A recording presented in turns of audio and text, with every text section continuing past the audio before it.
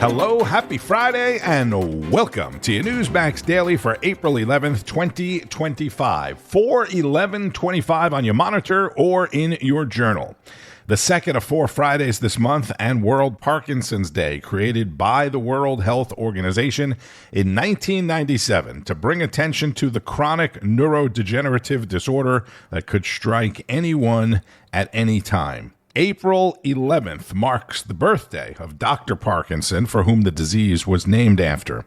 And on the calendar of made-up holidays, today is also National Pet Day, not to be confused with National Love Your Pet Day, which was back in February. Again, if I don't mention this, the pet people will be all up in arms. This morning, when I was looking at this, I'm like, didn't we already have Pet Day? No, it was National Love Your Pet Day. Today is just National Pet Day. The big news on the tariff front today is after President Trump increased tariffs on Chinese-made goods to 145%, China has now retaliated this morning by raising tariffs on U.S. goods to 125%. We go right to this morning's Wake Up America with Mark Lauder and Charlotte McBride. We start this morning with the latest on the trade battle between China and the U.S. China today announcing plans to raise tariffs on imported U.S. products to a staggering 125%. Things are getting interesting. China is also reaching out to other nations in an attempt to form a united front against Washington. For more on this, we're joined by Newsmax foreign correspondent Shelby Wilder, reporting live from London this morning. Good morning, Shelby. Good morning, Charlotte and Mark. It's great to be with you. Well, amid escalating trade tensions, as you mentioned, China is urging other countries to join hands with Beijing in resisting what it calls unilateral bullying by the United States. On Friday, President Xi Jinping met with Spanish Prime Minister Pedro Sanchez and called on the European Union to partner with China in pushing back against U.S. trade tariffs. President Xi said, quote, China and Europe should fulfill their international responsibilities and jointly resist unilateral bullying practices. The Chinese president added that such cooperation would protect not only their own rights and interests, in his word, but also global fairness and justice. And following President Xi's meeting with Sanchez, China officially announced the tariff hike on U.S. goods to 125%. And it's worth noting that earlier this week, European Commission President Ursula von der Leyen held a phone call with Chinese Premier Li Qiang, proposing what the EU chief described as a negotiated resolution to the widespread disruption caused by U.S. tariffs. Again, that was from von der Leyen. However, not all nations are embracing Beijing's call for solidarity. On Thursday, Australia publicly rejected China's invitation to join forces on trade retaliation. Australian officials made it clear that they would not be, quote, holding hands with China, instead emphasizing their commitment to diversifying trade partnerships. That's despite President Trump imposing a 10% tariff on Australian goods, but the country remains focused, it said, on pursuing its own economic interests independent of Beijing. So while some countries are reluctant to side with China, Beijing is still reaching out to see who might join its side as the trade tensions between East and West continue to grow. Newsmax foreign correspondent Shelby Wilder on Wake Up America. So China is now trying to build a coalition against the United States. Interesting for sure. President Trump went to Walter Reed Hospital for his annual physical this morning, and when he talks about that, which I'm sure he will, I'm certain he will talk about China. There was also a press briefing at the White House this afternoon before President Trump leaves Washington for Florida later today. Press Secretary Caroline Leavitt will obviously address this. This is what the president said about tariffs and China in yesterday's cabinet meeting. As you know, without a lot of money being added, this is a lot of money that we could add, the country is making approximately $2 billion a day. And when you think of it, we've never done that before, never come close to it. And the number is probably $3.5 billion a day. And that makes us a very strong country. But we have Scott here and Howard and some of the people that are working on deals. And the biggest problem they have is they don't have enough time in the day. Everybody wants to come and make a deal. And we're working with a lot of different countries. And it's all going to work out very well. I think it's going to work out really very well. But we're in good shape. There's no inflation. There's very little inflation. And I went 4 years without inflation, and I took in hundreds of billions of dollars from China and others, taxes in China. But we took in hundreds of billions of dollars a year from China, and we had no inflation, essentially. So we think we're in very good shape. We think we're doing very well. Again, there'll be a transition cost and transition problems, but in the end, it's going to be a beautiful thing.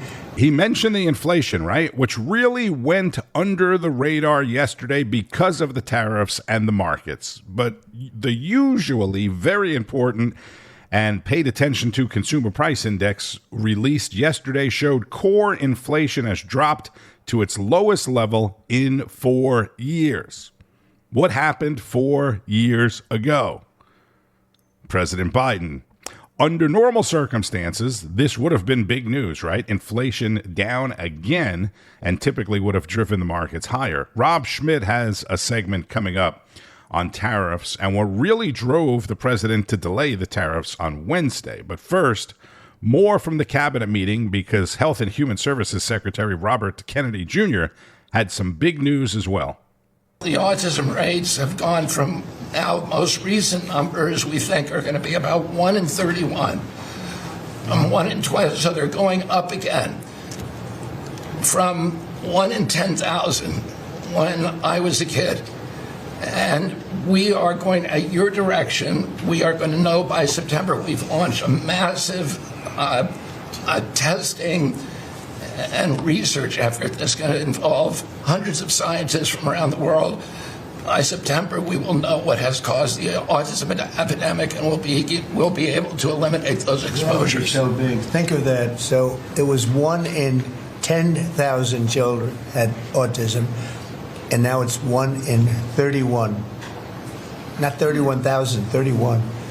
That's a horrible statistic, isn't it? And there's got to be something artificial out there that's doing this. So you think you're going to have a pretty good idea, huh? We will know by September.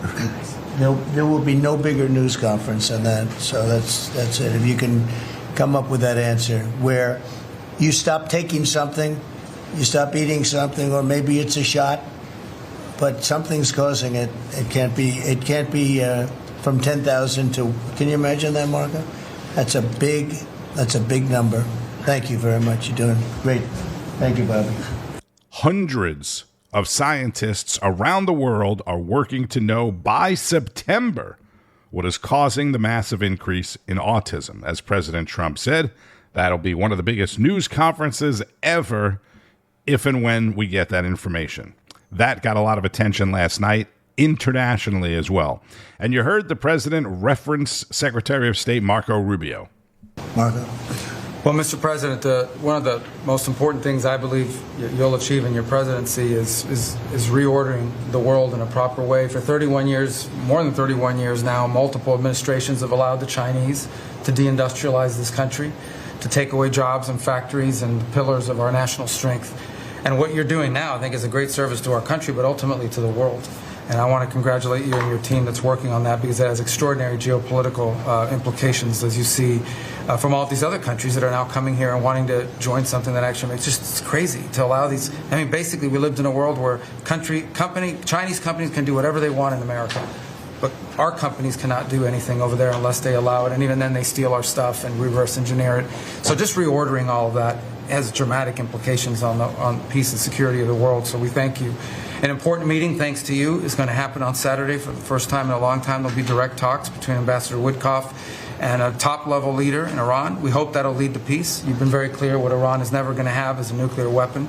And I think that's what led to this meeting, and we'll wait for him to come back from it, and we're hopeful about that. I would also say that we are receiving, and I think the Department of Homeland Security can confirm this, historic cooperation from countries all over the world. Number one, in taking back their citizens.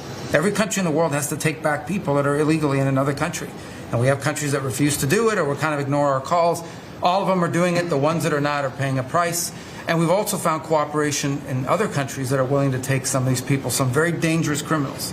I know the president of El Salvador will be here next week, has really been a good friend of the United States in that regard. These are some of the worst people you'll ever encounter. And Pam knows this, and Christy knows this from the work they're doing. And one last point I want to make, Mr. President, and again, it's under your leadership, it's actually under your executive order. If you come to this country as a student, we expect you to go to class and study and get a degree. If you come here to vandalize a library, take over a campus, and do all kinds of crazy things, we're going to get rid of these people, and we're going to continue to do it. So when we identify lunatics like these, we take away their student visa. No one's entitled to a student visa. The press covers student visas like there's some sort of birthright. No, a student visa is like me inviting you into my home. If you come into my home and put all kinds of crap on my couch, I'm going to kick you out of my house. And so, that's what we're doing with our country, thanks to the president. And last but not least, very important development this week, but both Pam and I were very excited. The finest higher education institution in the United States, University of Florida, is also now the national champions in basketball, and we hope you'll host them here soon, Mr. President. Go Gators. They're coming. They're coming very soon. Well, thank you very much. You're really doing a great job. We appreciate it. So there you go. An invite to the champion Florida Gators is coming. And it really is so cool, so amazing, so insightful, so informative to see these cabinet meetings. I mean, every single member of the cabinet is there, and every single one of them delivers comments. Defense Secretary Pete Hegseth spoke about what just happened in Panama. DHS Secretary Kristi Noem had comments. Agriculture Secretary Brooke Rollins, Doug Burgum, Tulsi Gabbard, Linda McMahon. I mean, everybody. The transparency is just awesome. And as I mentioned, we go to Rob Schmidt tonight. It's very clear tonight that Tuesday night was a scary one for the White House and Trump's economic team when the U.S. bond market began crashing. The U.S. carries a lot of its debt in bonds purchased by investors as a safe haven for money, offering a very reliable, conservative annual yield. And those yields began rising fast Tuesday night as bonds were being dumped.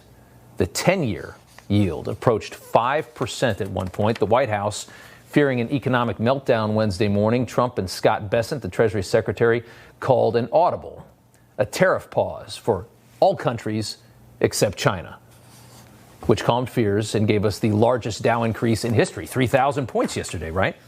It appears some of our salty trade partners figured out a way to get the White House's attention by dumping these U.S. bonds. That's what's being indicated tonight, and it is an indication of just how difficult and risky it is to reimagine international trade agreements. We've been saying this all along. What Trump is doing right now takes some serious stones. This is a political liability he did not need, but he wanted to do it because he thinks it's the right thing for the country. Nobody else in Washington would ever do this. Nobody in Washington takes a political risk to do the right thing, ever. They only care about their career, especially those who've been talking about issues like this and using them to get elected for the last 30 years. They're never going to do anything about it, like these people. Only have our trade agreements cost us millions of decent-paying jobs, but they have depressed wages in this country. I and others have concerns about China's use of economic coercive tools. How big a trade deficit and loss of jobs for the American worker has to exist before members of this House of Representatives will say, I will not endorse the status quo. China has been taking advantage of us for two decades. They're stealing our intellectual property, which means stealing our good-paying jobs. How many elections did they get based off of that rhetoric? And they never did a damn thing. Talk, talk, talk. All they do is talk. Does anything ever actually get done in Washington? Of course not. Why? Because it's really hard, as we're seeing this week. Nations that benefit from badly negotiated trade deals have absolutely no interest whatsoever in making those deals fair. Chuck Schumer has zero interest in actually forcing them to do what we all know is right. He doesn't care, preferring to just use these issues, talk about them all the time, gin up the base, stay in power, keep getting rich. That's the plan of most people inside the Beltway. Even better, we now have Chuck Schumer mocking Donald Trump and the White House as they struggle to do this very difficult work, trying to do the right thing, the work that he's been talking about for years. You think it's a game. You think it's like red light, green light. It's not. It's chaos. And the damage you have done already, despite today's announcement, is permanent and real and deep. You're throwing our whole economy out of kilter. You're telling business people and consumers to not spend because they don't know what the heck is coming out next. What you're doing, Donald Trump, is hurting the American people as you play games. Now, what he's doing is all the things you promised you would do for 30 years, but we're never going to do. And now you're making fun of him because it's not easy to do. That's what you get for trying to do the right thing in Washington. Some little worm that's been sitting in D.C. getting rich for 1,000 years, hunched over in a chair, hammering you for trying to fix all the things that he broke. Rob Schmidt tonight, 7 o'clock Eastern on Newsmax, where ratings have gone up by more than 50%. Have you seen this? While nearly every other cable news network's ratings have plummeted. Democrat Gretchen Whitmer, I mentioned this yesterday, the governor of Michigan and possible 2028 presidential candidate. She took a risk by visiting President Trump for the better of her state. This is everything that's wrong with politics today. It should not be considered risky for a governor to go visit a president at the White House. But she was shellacked yesterday by Democrat hypocrites like Chuck Schumer, who say whatever they need to say when they need to say it. Oh, and speaking of hypocrites, Elon posted this clip this morning for some reason of Hillary Clinton from way back when. So I think we got to have tough conditions. Tell people to come out of the shadows. If they've committed a crime, deport them. No questions asked. They're gone. If they've been working and are law-abiding, we should say, here are the conditions for you staying. You have to pay a stiff fine because you came here illegally. You have to pay back taxes. And you have to try to learn English. And you have to wait in line. If they commit a crime, deport them. No questions asked. And you have to speak English. That sounds like something that racist Donald Trump would say. It's amazing that every prominent Democrat at one time or another said they want to do, or we need to do, exactly what Trump is doing right now. But now it's not good because it's Trump. More from Chris Plante and the Right Squad.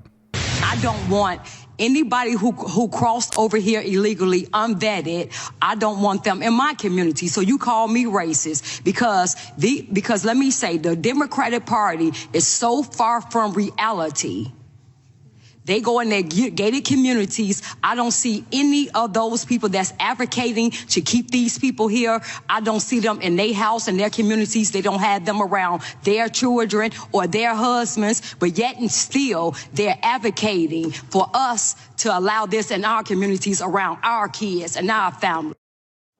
Tonight's red hot video, that's Chicago resident Danielle Carter Walters torching Democrats during a congressional hearing this week, accusing the party, the Democrat Party, of her Chicago party, of advocating for public policies that they themselves never actually have to live with because, you know, the elitist, leftist lifestyle insulating them from their own policies. And that's, you know, she's given them a little bit of what for. I've got to say, Amber, are the Democrats going to hear this? No. But look, this should be a no-brainer. Sanctuary city policies are ways that the Democrats protect illegal alien accused criminals. And sorry, if you're here illegally, you don't get the benefit of due process to determine whether or not you're actually a criminal before you have to go home. It should be enough, I think, that you've been picked up by police and arrested. And there's been too many cases of people accused of heinous crimes like rape and murder who have been released back into communities, or lower-level crimes like theft, who have then flown to Georgia and ended up killing American citizens. It's completely unacceptable. Why are the Democrats defending this hammer and sickle down to the last man? You don't care how many times you've been arrested, what the crimes are. You're an illegal alien, and Democrats will still fight and argue for every last illegal alien criminal to stay in the country. No, I think there are things that Democrats want, which is due process. You deserve due process. That's part of our Constitution. The other thing is, I agree with Amber. If you are accused of a crime and you are convicted, you need to go home. But you don't necessarily need to go to some third country gulag. You can go home. We can send you to your home country after we've made you pay for the crime here in the United States. So I'm somewhat in agreement with that if she meant actually go home. I think no, I don't first mean we'll pay millions of dollars to keep the murderers and rapists in prison for decades, and then we'll send them back home. The beauty of the El Salvador deal is that American taxpayers are paying a significantly reduced rate to keep these criminals and gang members locked up in El Salvador, as opposed to the United States, where, by the way, they would also have to pay all the taxpayer money required for going through a lengthy trial. So 75% of them, according to records, have not been accused or convicted of a crime either here or anywhere else. It's not a crime to be a member of a gang. Send them to a gulag somewhere, and they're not. But many of them, you can't even prove that they're gang members. That's part of what these courts are saying. Can you give an example of that? I think sure. What we need to focus on is what we just heard with Ms. Carter Walters from Chicago, is the frustration that Americans are seeing that transcends socioeconomic, diversity, all that transcends. And this is exactly the pinpoint that Donald Trump tapped into in this past cycle. It doesn't matter what background you come from. At the end of the day, we're all Americans, and we're here to keep Americans safe, secure, and prosperous. She's frustrated by it. She's seeing it in Chicago, where their local government is prioritizing non-citizens over their very own. And that's a shame. And we're seeing that across sanctuary cities across this country. So I applaud women like her and people who are coming up and speaking up, because local officials need to be held accountable. And I applaud the Trump administration from withholding federal funding, because these sanctuary cities and the leaders that are running these cities are violating law. They should not be able to do that, and we're certainly not going to be giving them money to further that. That's political strategist James Kimmy on Chris Plante's Right Squad. Great conversation, great debate. Catch it tonight, 10 o'clock Eastern on Newsmax. Chris Plante and the Right Squad. The other big news is House Republicans finally passed the budget reconciliation bill. Newsmax congressional correspondent Kilmany Dukart caught up with the one person in the House that you would want to catch up with and talk to about it, Tennessee Congressman Tim Burchett. Republicans have managed to pass the Senate's budget resolution in a vote 216 to 214. Republican Congressman Thomas Massey and Republican Congresswoman Victoria Spartz were the two noes on this. Here with me now is Republican Congressman Tim Burchett. Congressman, great to have you with us. You were originally a no. What got you to yes here? Just the commitment from the White House and the Senate and our leadership that we were going to actually do the things that we came to Washington to do, and that's make some serious cuts. Senator Thune and the senators couldn't have been more cordial and inviting yesterday. We had a small gathering there with them, and they opened up and talked to us about the problems that they were going to have, and they were, oddly enough, they were very similar to the ones that our speaker was going to have. So, the process ain't beautiful. It's never the same, but dadgum, it works, and I couldn't be happier. My gosh, communication. I mean, should that have probably happened before you guys went to the House floor last night to vote on this? Well, I told the story in the Senate. Nobody wanted to hear it, but I was in a Sunday school class one time, and they'd lost a kid somewhere, and everybody went 1,000 different directions, and then they couldn't find the kid, and everybody came together, said a prayer, held hands, and walked out across the prairie and found the kid, and that's what we should have done all along, and that's what I sort of suggested. But usually I don't make my suggestions down to after everybody yells at everybody, and then I can come in and be a calming effect. Cool, I know that's a little surprising to some people that Tim Burchett would have a calming effect on anybody, but no, absolutely. So what happens from here, and what assurances were you given in those discussions last night? And again, given the statement that we had heard from the Republican Senate Majority Leader that they would commit to those $1.5 trillion of spending cuts, where do things go from here? Just there. We formulate the budget and the spending within those barriers, and if we go outside of them, then you'll have a mutiny. What are some of the initiatives that Senate Republicans seem to be clinging on to for dear life that Republicans believe is probably more discretionary?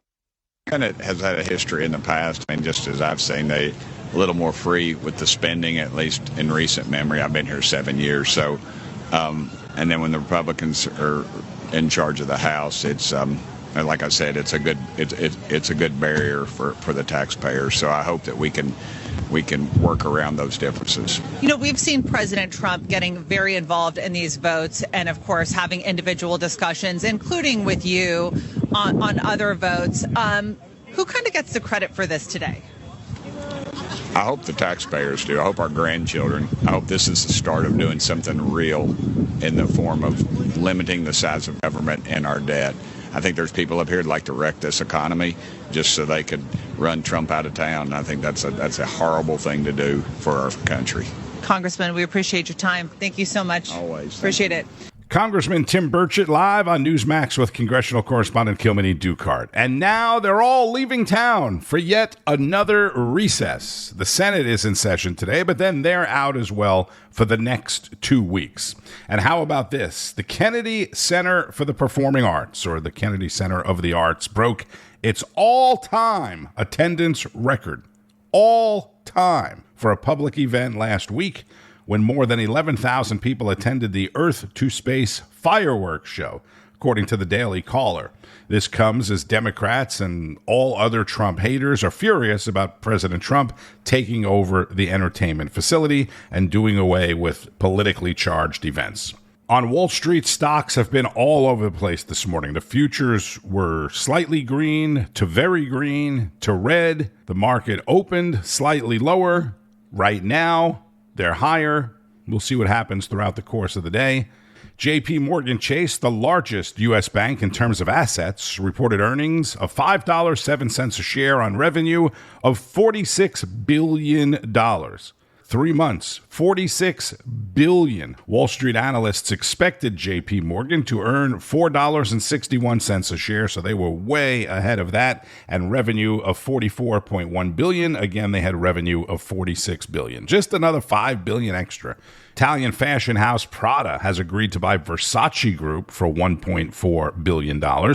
President Trump signed a bill to overturn an IRS cryptocurrency rule yesterday that was created by the Biden administration last year. year. It affects cryptocurrency brokers and dealers. Bitcoin, Ethereum, and most other cryptocurrencies are higher this morning.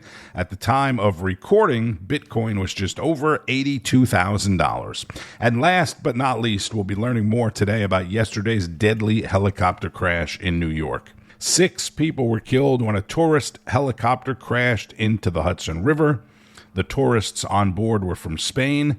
Investigators will have a news conference later today. It'll be carried on Newsmax. A terrible, terrible tragedy. 3 adults, 3 children were killed. Keep up with all of the news today and throughout the weekend, Passover weekend, on Newsmax, N2, and at Newsmax.com. Make sure you're streaming on Newsmax Plus as well, so you get to see all of your favorite shows and hosts with plenty of expert analysis. Have a fantastic weekend. Happy Passover if you're observing. 4 more days of Lent for Christians around the world, and the last weekend to get your taxes done or to file an extension. Be safe and keep on fighting the good fight. News breaks every minute, every day. You need the app, the Newsmax app. Find it free on your smartphone store. Then watch us anytime, anywhere. Information. Truth. Is freedom. Is Newsmax. It's real news for real people.